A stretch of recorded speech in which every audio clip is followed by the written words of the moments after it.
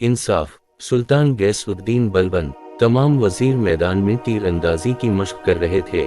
सुल्तान गैसउद्दीन भी उनके साथ शरीक था। अचानक सुल्तान का निशाना खता हो गया और वो तीर एक बेवा औरत के बच्चे को जा लगा। इससे वो मर गया।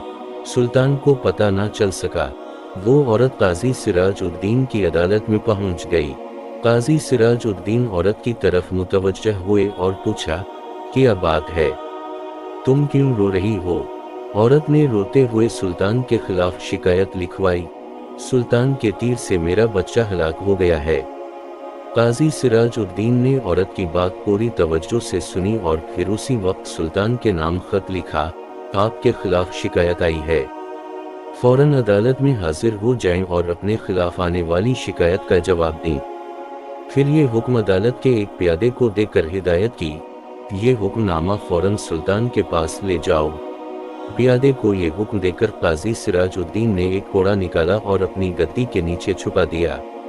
प्यादा जब सुल्तान के महल में पहुंचा तो उसने देखा कि सुल्तान को दरबारियों ने घेर रखा है और काजी का हुक्मनामा सुल्तान तक पहुंचाना मुश्किल है। ये देखकर प्यादा ने ऊंची आवाज में अजान देना शुरू कर दी।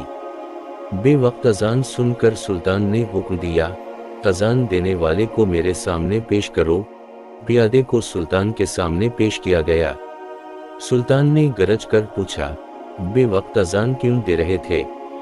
काजी सिराजुद्दीन ने आपको अदालत में तलब किया है, आप फौरन मेरे साथ अदालत चलें। प्यादे ने काजी साहब का हुक्मनामा सुल्तान को देते हुए कहा।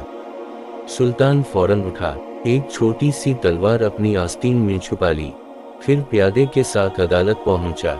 काजी साहब ने बैठे बैठे मकतूल की मौत और सुल्तान के बयान बारी बारी सुने, फिर फैसला सुनाया। गलती से हो जाने वाले कत्ल की वजह से सुल्तान पर कफ़ारा और इसकी बरादरी पर खून की दियत आएगी। हाँ, अगर मकतूल की माल की कुछ मिक़दार पर राजी हो जाए तो इस माल के बदले सुल्तान को छोड़ा जा सकता है। सुल्तान ने लड़के की मां को बहुत से माल पर राजी कर लिया। फिर काजी से कहा, मैंने लड़के की मां को माल पर राजी कर लिया है।